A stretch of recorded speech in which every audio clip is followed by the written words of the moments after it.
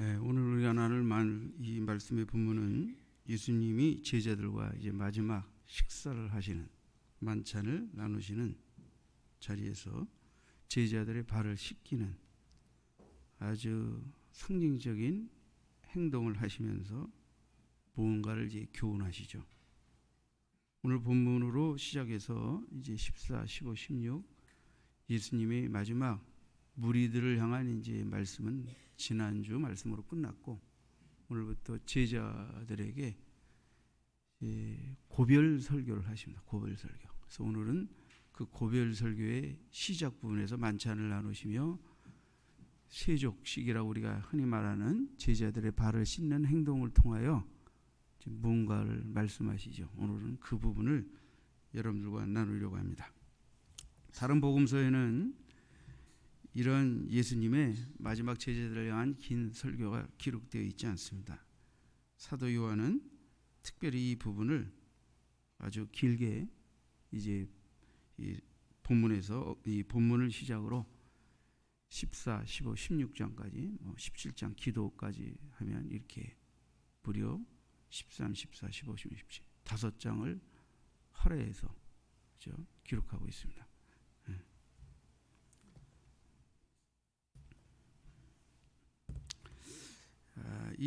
오늘 이 본장에서 예수님 발을 씻는 상징적인 행위를 하시는데, 이것을 통하여 예수님은 제자들에게 서로 섬기고 사랑하라 하는 것을 이제 교훈하시게 되는데요.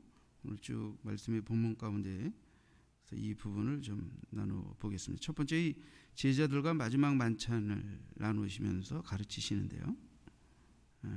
이 마지막 만찬과 함께 자연스럽게 예수님은 아주 긴 제자들에게 고별 설교를 하셔요. 고별 설교. 흔히 이제 우리가 사람이 죽을 때 하는 말을 유언이라고 그래요. 근데 이제 예수님이 돌아가시기 전에 하시는 마지막 가르침, 마지막 가르침. 어떤 면에서 마지막 고별 설교다 이렇게 이제 제목을 붙였습니다만은, 성경에는 이제 많은 고별 설교가 나타나죠. 구약 성경에 보면 창세기 47장으로 49장에 보면 야곱의 고별 설교가 있어요. 야곱의 고별 설교. 그 12 아들들에게 고별 설교하면서 또 그들에 관한 예언도 하지요.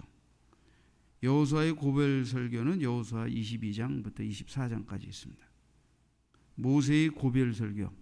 자, 모세가 기록한 모세오경이 있는데 그 중에 모세의 고별 설교는 사실은 이 신명기서가 고별 설교다 이렇게 보시면 돼요. 그죠? 굉장히 길죠. 책 하나를 통틀어서. 바울 사도는 에베소 장로들에게 밀레도에서 고별 설교를 했어요. 사도행전 20장 17절로 38절에 기록되어 있습니다. 자, 이런 성경에 나타난 고별 설교, 작게는 믿음의 부모가 자녀에게 유언을 한다든지, 이렇게 마지막 하는 말에는 뭔가 특징이 있습니다. 그죠? 특징.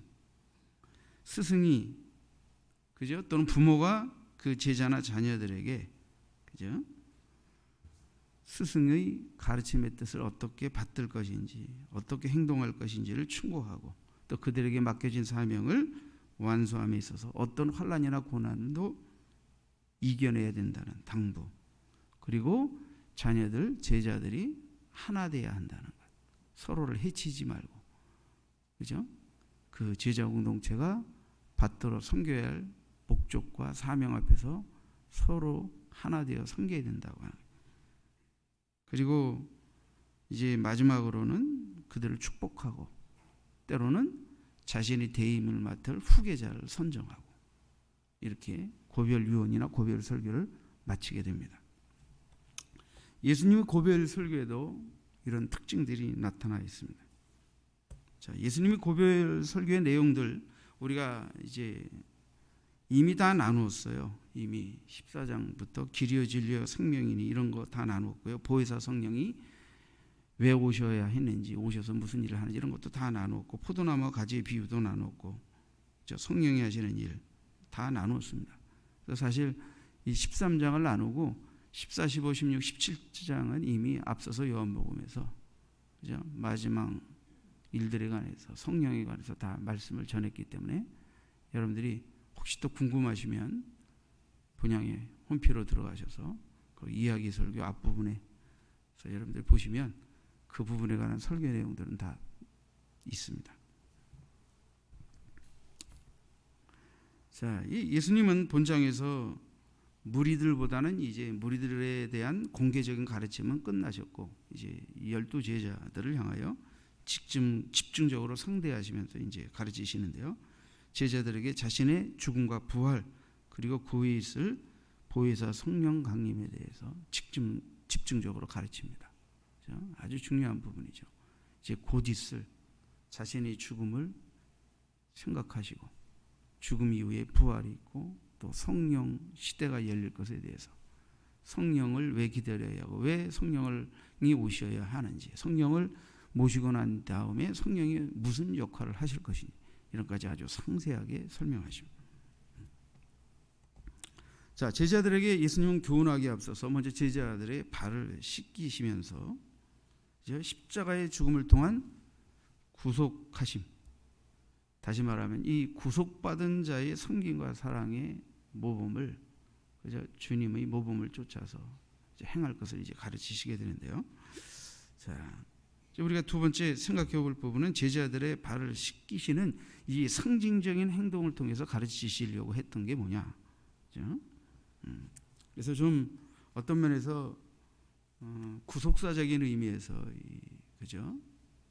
의미를 좀 살펴봐야 되고 또 하나는 그 행동의 모범을 통해서 또 가르치시고자 했던 게 뭐냐 이런 것들을 좀 두 가지 측면에서 생각해 보려고 합니다. 이 6월절 주의 만찬도 이제 제정하셨어요. 이 식사 시간에 식사하시면서 떡을 떼시면서 잔을 나누시면서 너희를 위하여 깨트리는 내 몸이고 너희를 위하여 흘리는 내 피다 이런 주의 만찬도 제정하셨지만 오늘은 그 부분은 이제 빼고요. 오늘 본문에 나타난 내용 가운데서 예수님은 이제 제자들의 발을 씻으시는데 식사 도중에 예수님은 수건을 두르시고 제자들의 발을 하나하나 씻기기 시작하십니다. 근데 이제 그렇게 씻기는 과정에서 베드로와 예수님이 한 차례 실랑이를 벌이게 되는데 베드로는 감히 선생님이 주님이 자기 발을 씻긴다. 당시 문화와 풍속으로 볼 때 그 집의 가장 낮은 자 하인 종이 그 집에 오는 손님들의 발을 씻기는 법이니까 우리의 주와 선생님께서 어떻게 우리들이 발을 씻기냐 있을 수 없는 일이다. 선생님에 대한 존경과 공경의 태도로 내 발을 씻기실 수 없습니다. 아주 절대로 씻기실 수 없습니다. 라고 이제 완강하게 거부했죠. 베드로의 이러한 거부는 이제 주님을 향한 존경과 공경심에서 한 것이지만 좀 깊게 보면 주님이 이 발 씻음을 통해서 무언가를 하시려는 것에 대해서 눈치채지 못하고 깨달지 못하고 어리석은 행동을 사실은 하는 것이나 다름이 없죠. 자, 이 예수님께서 제자들의 발을 씻기신 사건은 우리가 이렇게 표면적으로 이해하고 있는 예수님의 겸손, 그죠? 예수님이 종이 되어 스스로 종이 되어 발을 씻기셨다라는 겸손만을 뜻하는 것은 아닙니다. 이거보다 훨씬 더 깊은 의미가 있습니다. 훨씬 더 깊은 의미가 있습니다. 그러니까 우리가 흔히 겸손하면 남에게 나를 낮추어 예의 있게 대하는 태도를 겸손이라고 말하지만 예수님의 겸손은 그 속에 복음이 녹아 있다는 것을 먼저 우리가 기억해야 돼요. 자, 프라이어라는 분은 이 본문에서 두 가지 의미를 이렇게 설명하고 있어요. 첫째, 예수께서 제자들의 발을 씻기신 것처럼 예수님의 죽음은 자기를 믿는 자들, 자기를 따르는 자기에게 속한 자들의 영적 씻음을 위한 것이다. 다시 말하면 죄 사함을 위한 것이다. 자, 예수님과 베드로 사이에 오갔던 대화 속에서 그 힌트가 거기에 들어가 있어요. 내 발을 씻길 수 없습니다. 라고 이제 베드로가 말했잖아요. 그때 베드로는 그냥 종이나 하는 걸 우리 주 선생님이 감히 이렇게 발을 씻기는 거 민망합니다. 그럴 수 없습니다. 씻기면 우리가 예수님의 발을 씻겨야지. 예수님이 어떻게 이제 그냥 하나의 예의적, 겸손한 예의적 태도로 거절한 것이었는데, 주님은 사실 그 발 씻음을 통하여 제자들이 아직 깨달진 못하지만 후에 깨닫게 될 것이지만 더 깊은 심오한 죄 사함의 원리를 설명하신 거예요. 내가 나에게 발 씻음을 당하지 않는다면 너는 나와 상관이 없는 자다. 깜짝 놀라죠. 깜짝 놀라죠.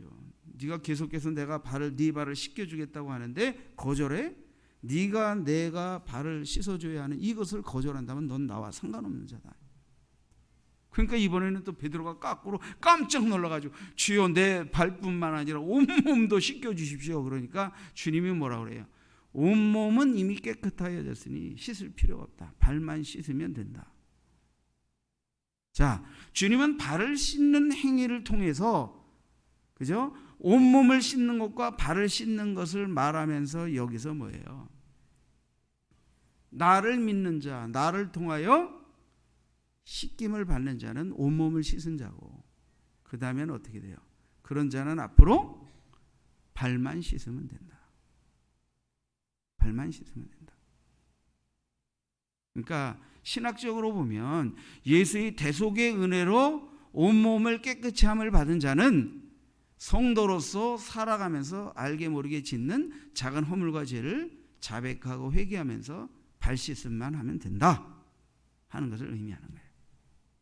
그리고 이것은 또한 서로를 섬기는 데 있어서 주님이 너희의 죄를 용서하시고 온몸을 깨끗하게 해주신 은혜를 입은 것처럼 서로 이웃 지체들의 허물과 과실과 잘못들을 용납해주고 용서해주고 이해해주면서 발을 씻어주라.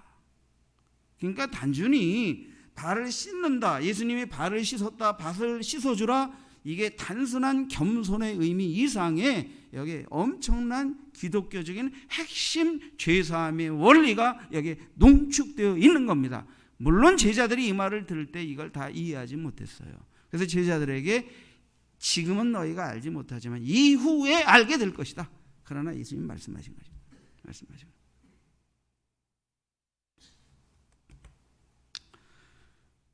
자, 프라이어라는 분은 또 두 번째 예수님의 이 영적인 씻음의 연장선상에서, 그죠? 이제 봉사, 섬김의 모범을 실천해야 된다. 섬김의 모범을 이제 조금 이따 더 구체적으로 설명을 드리겠습니다. 자, 제자 공동체, 앞으로 새 이스라엘 백성, 하나님의 나라의 전진기지를 이 땅에 실현해야 할 이 제자 공동체가 지녀야 할 신앙의 근간이라, 이 뿌리가 되고 근거가 되는 귀한 말씀을 예수님께서 이 발씻음의 상징적 행동을 통해 그 제자들에게 가르치시길 원하시는데, 그게 바로 죄씻음, 죄사함의 원리라고 하는 거예요. 자, 요한복음 13장 1절을 보시죠. 유월절 전에 예수께서 자기가 세상을 떠나 아버지께로 돌아가실 때가 이른 줄 아시고, 자, 유월절 전에 아버지께로 돌아가실 때가 이른 줄 아니까, 그러니까 예수님께서 지금 자신이 곧 죽어야 된다고 하는 거예요. 뭐 곧 정도가 아니죠. 이제 지금 목요일 마지막 발을 씻는데 금요일 날 돌아가시니까 내일이면 돌아가셔야 돼요. 이제 곧 정도가 아니에요. 아셨다. 주님은 내가 아버지께로 갈 때가 아셨다. 나를 보내신 이의 목적과 사명을 완수하고 그분의 부름에 응해야 할 때가 가까운 것을 이미 알고 계셨다. 3절에는 뭐냐? 3절에 저녁 먹는 중 예수는 아버지께서 모든 것을 자기 손에 맡기신 것과 또 자기가 아버지께로부터 오셨다가 아버지께로 돌아가실 것을 아시고, 사도 요한은 분명히 주님이 자신의 죽음도 아시고 아버지께서 왜 나를 보내셨는지, 그리고 아버지께서 그 뜻을 이루게 하시고 아버지께로 돌아가게 하시는 이걸 정확하게 인식하시고 모든 것을 행하시고 가르치셨다라는 것을 이 사도 요한은 기록하고 있는 것입니다. 예수님은 자신이 십자가에 달려 죽을 것을 이 발씻음의, 그죠? 발씻음의 상징적인 행동을 통해 암시하셨어요. 응? 발 씻음의 상징적 행동을 통해 겸손한 섬김을 가르치셨지만 그 이면에 베드로와의 대화 속에서 온몸을 씻은 자와 발만 씻으면 되는 자와 다 그 너희 중에 다는 깨끗하지 않다라고 말함으로 인하여 온몸을 씻김 받지 않은 죄 사함의 은혜를 누릴 수 없는 가룟 유다를 또 지칭하는 이런 부분이 언급되어 있습니다. 그러므로 예수께 소유된 자, 예수를 믿는 자, 예수를 따르는 자, 예수의 대속의 은혜로 온몸을 깨끗함을 입을 자들은 이제 구원받고 하나님 나라에 들어갈 자가 되지만 살아가는 동안에 작은 잘못과 허물들을 늘 반성하고 자백하고 용서받으며 살아야 된다 하는 것을 말씀하시죠. 그래서 이것을 발씻음이라는 것으로, 그리고 근본적인 용서를 온몸을 이미 씻김 받았다라는 표현으로 이렇게 표현해 놓았으니, 단순히 예수님이 제자들의 발을 씻는 행위가 그냥 겸손하게 섬겨라 이걸 가르치기 위한 게 아니라 그 앞부분에 제자들이 아직 이해하지 못하고 깨달지 못하지만 사실은 기독교 신앙의 근간이 되는 것을 그들에게 설명하고 있다. 그러나 그들이 후에 깨닫게 되는 진리를 말씀하고 계시다 하는 걸 알 수가 있습니다. 예수님은 바로 베드로에게 이미 다 설명해 드린 것과 같이 이 온몸을 씻는 것과 발을 씻는 것, 내가 내게 발 씻음을 당하지 않으면 넌 나와 상관이 없는 자다. 그러니까 온몸도 씻겨달라고 그러니까 다 씻겨졌다. 다 씻겨졌다. 네가 나를 믿고 따르는 자니 다 씻겨졌다. 그러니까 어떻게 돼요? 이제는 발만 씻으면 된다. 그러나 다는 아니다. 다는 아니다. 다는 아니다. 여기에 믿지 않는 자가 있다. 여기에 내게 속하기를 거절하는 자가 있다. 내게 속한 것 같으나 날 팔 자가 있다라는 걸 암시하고 예고하고 계신 것이죠. 자, 예수님이 제자들의 발을 씻겨주신 것은 예수 자신께서 곧 대속의 죽음을 죽으실 것과 그죠? 그것을 통해 이루실 죄사함과 용서를 그죠? 말씀하고 계시다는 것. 그러니까 이 발 씻음의 상징적 행위에 농축되어 있는 죄사함, 죄용서, 죄 씻음의 이 놀라운 비밀이 이 속에 담겨져 있다 하는 겁니다.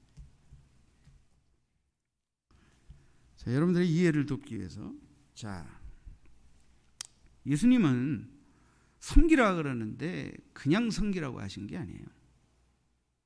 그냥 섬기라고 하신 게 아니에요. 자, 용서받은 것처럼 용서하고, 그죠?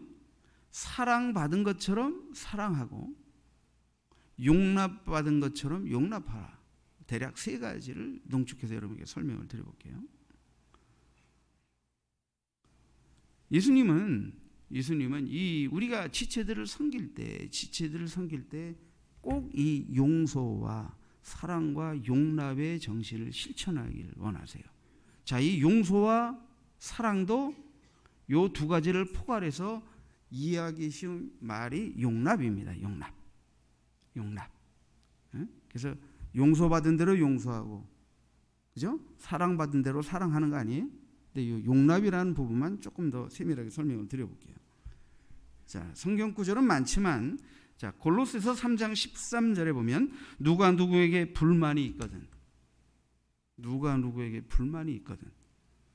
자, 여러분 부부간에 불만 많으시죠? 부모는 자식에게, 자식은 부모에게, 성도는 성도에게, 목사는 성도에게, 성도는 목사에게. 우리는 예수의 피로 하나 되어 구속받은 주님의 몸인 구속의 공동체이지만 여전히 우리 안에는 서로를 향한 불만이 있어요. 그죠? 자, 그런데 뭐라고 바울 사도께서 말합니까? 누가 누구에게 불만이 있거든 어떻게 하라? 서로 용납하여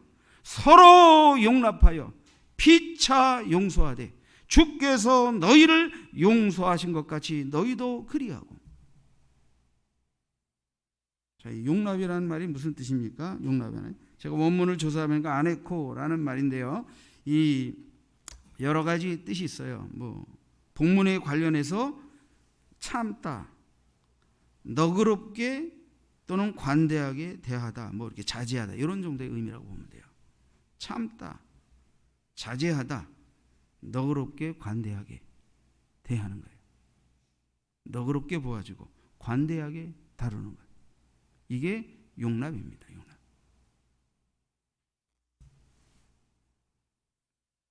예수님의 피의 은혜, 용서의 은혜를 아는 사람은 자기 잘못에 대해서는 철저하게 다룰 줄 알지만 이웃의 작은 허물에 대해서는 너그럽게 대하려고 하는 태도를 가져야 돼요. 근데 우리가 신앙생활하면서 이게 키돌게 만드는 성도의 태도가 뭐냐면 자기의 허물들에 대해서는 아주 너그럽게 대하면서 남의 작은 허물에 대해서 철저하게 다루려고 들이대는 인간들. 이게 문제가 되는 거예요.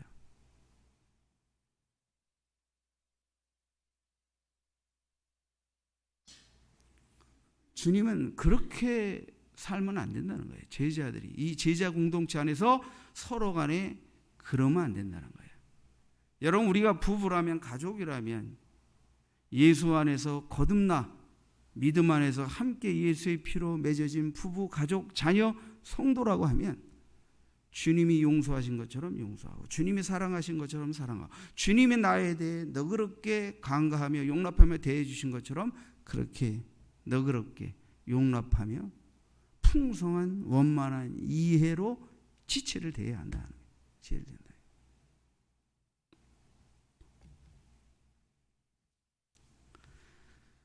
자, 그렇다면 이제 이 발씻음을 통하여 예수님이 가르치신 겸손의 모범을 생각해 보십시다. 겸손의 모범. 한마디로 말하면 예수님이 발을 씻은 것은 스스로 선생이며 주시지만 종의 자세를 취하신 거예요. 당시 문화와 풍습에서 그들은 뭐 그 시대에 거기서 종들이 하는 일이었습니다. 스스로 종이 되셔서 제자들의 발을 씻었다. 한마디로 말하면 예수님은 이 발 씻음의 의미를 통해서 제자들이 서로를 섬길 것을 이제 가르치시는데 이것을 가르치신 이유와 배경이 있죠. 그것은 주님은 떠날 날에 가까우는데 제자들은 아직도 주님이 나라를 세속나라, 이 나라, 정치적인 나라, 주님이 왕이 되면 한 자리에서 네가 더 높으냐 내가 더 높으냐, 네 공이 더 크냐 내 공이 더 크냐 하면서 이러고 있는 이 제자들을 두고 떠나야 되는데, 그래서 지금 주님이 뭔가 마지막 가르침을 주길 원하셨던 거예요. 다시 말하면 제자들의 자리다툼, 교만, 시기, 그죠? 이런 이기심, 이런 것들을 인하여서 주님은 좀 더 그들이 이기심을 버리고 교만을 내려놓고 비교하는 마음을 내려놓고 정죄하는 마음을 내려놓고 비난하는 마음을 내려놓고 좀 더 겸손하게 종이 되어 섬김의 모범을 보이신 예수님의 가르침을 기억하고 따르도록 권면하시기 위해서 발을 씻으신 것입니다. 제자들의 마음속에 자리 잡은 교만과 이기심이 제거되어야 합니다. 주님은 그래서 일부러 발을 씻는 이런 상징적 행위를 통해서 좀 더 시청각적으로 그들에게 깊은 마음의 가르침을 가슴에 담아 주기를 원하셨던 것입니다. 베드로는 정말 예수님이 발 씻겨 주시는 것을 어리석어서 그 의도를 모르고 잠시 거절하기도 했지요. 그러나 베드로가 베드로뿐만입니까? 제자들이 아직 영적인 통찰력이 무지하고 부족하다 하는 것을 우리가 여기서 읽을 수가 있습니다. 자, 주님은 말씀하셨어요. 주님은 요한복음 13장 12절 이하에 7절에는 보면 내가 하는 것을 내가 지금은 알지 못하나 이후에는 알리라 그랬고, 12절에는 보면 그들의 발을 씻으신 후에 옷을 입으시고 다시 앉아 그들에게 이르시되 내가 너희에게 행한 것을 너희가 아느냐? 내가 행한 것을 너희가 아느냐? 모르죠. 근데 주님이 13절에 이어서 너희가 나를 선생이라 또는 주라 하니 너희 말이 옳도다. 내가 그러하다. 내가 주와 또는 선생이 되어 너희 발을 씻었으니 너희도 서로 발을 씻어주는 것이 옳으니라. 너희도 서로 발을 씻어주는 것이 옳으니라. 그러니까 너희도 서로 용서하는 것, 서로 사랑하는 것, 서로 용납하는 것, 서로 겸손히 서로를 높여주는 것, 이게 필요하다. 이게 필요하다. 이게. 그렇지 않으면 새 시대에 이 복음으로 하나님의 나라를 건설해 나갈 제자들의 이 공동체가 건강하게 설 수 없다는 거예요. 이 사명을 감당하는 공동체가 될 수 없다는 거예요. 부부간에 서로 사랑하고 서로 용서하고 서로 용납하는 서로 섬김의 실천이 부부간에 서로 이루어지지 않으면 가정이 구속을 누릴 뿐 아니라 구속을 이웃들과 더불어 나누는 건강한 하나님의 나라를 건설하는 데 쓰일 수 있는 건강한 가정이 될 수 없습니다.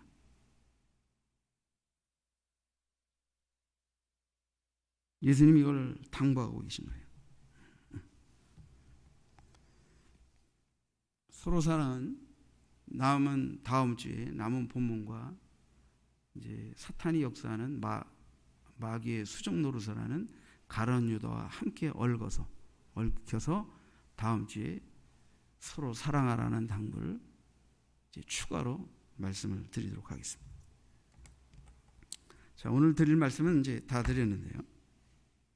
자, 어쨌든 예수님은 만찬 중에 발을 씻는 기이한 행동, 기이한 행동은 아니지만 원래 발을 씻는 건 그 집에 처음 들어올 때 씻는 거지 식사 중간에 씻는 법은 없잖아요. 이미 씻을 타이밍이 끝났잖아요. 그러니까 이거는 굉장한 상징적 행동이죠. 예수님 이것을 통하여 온몸을 씻는 것과 발 씻음이 무엇인지 그 바탕을 이어서 확대 해석해서 섬겨야 한다고. 그러니까 섬기는 게 그냥 섬기는 게 아닙니다. 용서받은 것처럼 용서를 실천하며 섬기는 겁니다. 사랑받은 것처럼 사랑하며 섬기는 것입니다. 용납받은 것처럼 용납하며 섬기는 것입니다. 여러분, 용서가 안 되는데 섬긴다 그러면 안 돼요. 용서하며 섬기는 거예요. 많은 불만이 있을 수 있지만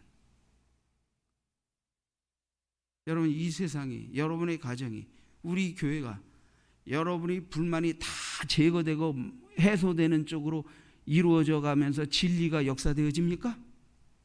주님은 여러분의 불만을 해소하라고, 불만스럽게 하는 사람들을 야단치든지 제거하든지 공격해서 해결하라고 말씀하신 게 아니라 여러분의 불만을, 주님이 여러분을 향하여 갖고 계신 불만을 얼마나 많이 용서하시고 닦으시고 참으시고 변화되도록 기다려주시며 그럼에도 불구하고 용서하고 사랑하신 것을 생각하여, 그러니까요, 이 섬김은 많은 인내와 기다림과 절제와 용서와 용납, 사랑이 실천되어질 때 가능한 겁니다. 가능한 겁니다. 부부관계란 뭐예요?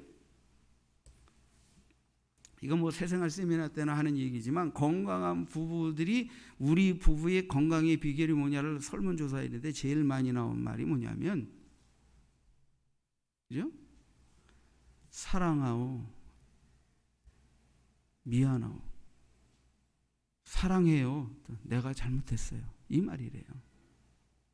그러니까 부부라는 거는 이 세상의 그 어떤 관계보다 더 많은 용서와 이해를, 용서와 용납을 추구받은 관계.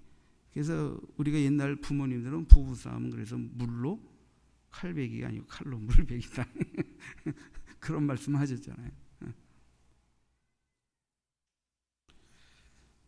여러분들에게 말씀을 맺으면서 이 사랑이 무엇인지, 겸손한 섬김이 무엇인지, 정말 우리에게 빛이 되는 한 인물에 대해서 설명을 드리면서 말씀을 좀 마치겠습니다. 자, 미국인이 존경하는 5대 대통령이 있어요. 순위는 빼고 그 중에 한 분이 루즈벨트 대통령입니다. 루즈벨트. 루즈벨트 대통령 정말 세계 정세가 혼란스럽고 경제가 혼란스럽고 수많은 전쟁이 있고 그 나라의 젊은이들이 자유와 생명을 지키기 위해서 전쟁터로 나오고 그런 혼란기에 대통령을 했던 인물이 루즈벨트입니다. 우리는 흔히 루즈벨트 하면 소아마비로 한쪽 다리를 저는 대통령 이렇게 기억하고 있죠. 근데 루즈벨트는 원래 태어나서 어렸을 때 소아마비를 앓은 게 아니라 정치인이 돼가지고 30대 허신 이후에 그죠? 어느 섬에 불이 나가지고 추운 날 그 강을 헤엄쳐서 가서 불꽃이를 돕다가 그때 소아마비 병균이 무릎에 염증이 생기면서 이 소아병균이 들어와가지고 결국 다리를 저는 불구가 됐어요. 그러니까 좀 나이가 훨씬 들어서 지금이야 우리가 뭐 다 예방 주사도 맞고 그래서 이제 소아마비 없어졌지만 제가 58년 개띠인데 우리 58년 개띠들 소아마비가 많아요. 한 발에 한둘씩은 다 옛날에 소아마비 있었어요. 학급마다. 응? 그만큼 그때는 소아마비가 유행했는데. 자, 이 뭐 다른 얘기보다 이 루즈벨트의 어떤 정치적인 얘기보다 이 루즈벨트는 뭐 이제 정치인으로 아주 성공한 사람이죠. 그죠? 그러나 그의 어떤 성공을 얘기하려고 하는 게 아니고 그가 이제 이 정치인으로서 승승가도를 달리다가 이제 대통령이 되기 전이죠. 대통령이다 이제 이 소아마비에 걸려서 드디어 이제 불구가 돼가지고 이제 그냥 뭘까 이 좌절감 때문에 방에 갇혀서 나오지 않고 한동안 이제 그 우울증에 빠졌어요. 정말 이 루즈벨트가. 그 아내가 그 남편을 정성껏 이제 간호를 합니다. 엘레나라고 하는데 엘레나 루즈벨트. 이 엘레나가 그렇게 간병을 합니다. 그리고 이제 한참 시간이 흘렀어요. 그랬더니 루즈벨트가 부인에게 물었어요. 당신은 불구자인 나를 아직도 사랑하오? 하고 물었어요. 그랬더니 루즈벨트가 제가 언제 당신 다리만 사랑했나요? 라고 답변했대요.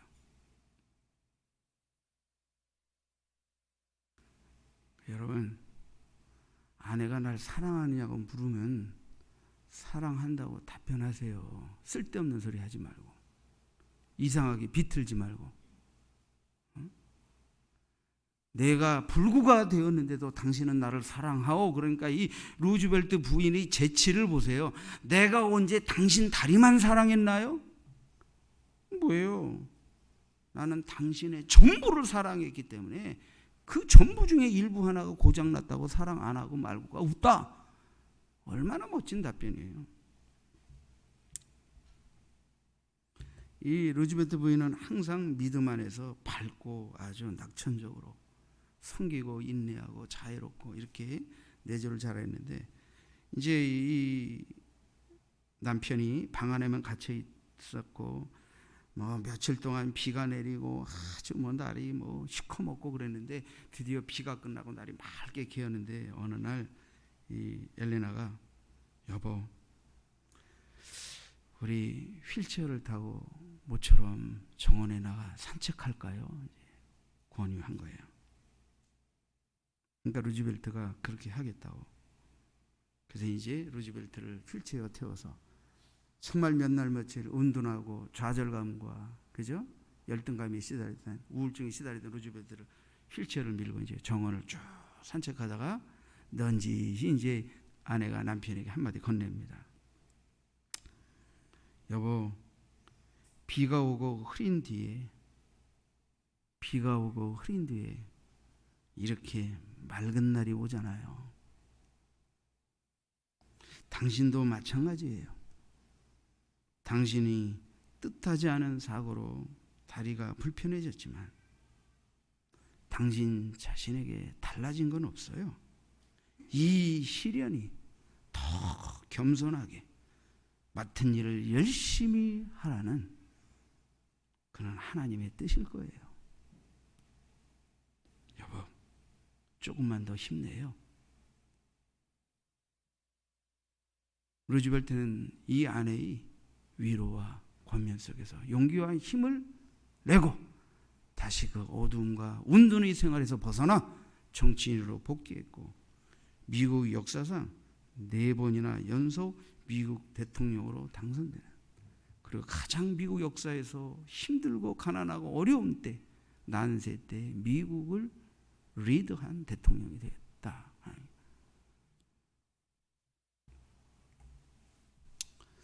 루즈벨트 대통령의 아내, 이 믿음의 여인인 엘레나, 우리는 그녀의 모습 속에서 정말 예수님의 겸손을 봅니다. 예수님의 자애로움을 봅니다. 이게 성김입니다. 기도하십시오.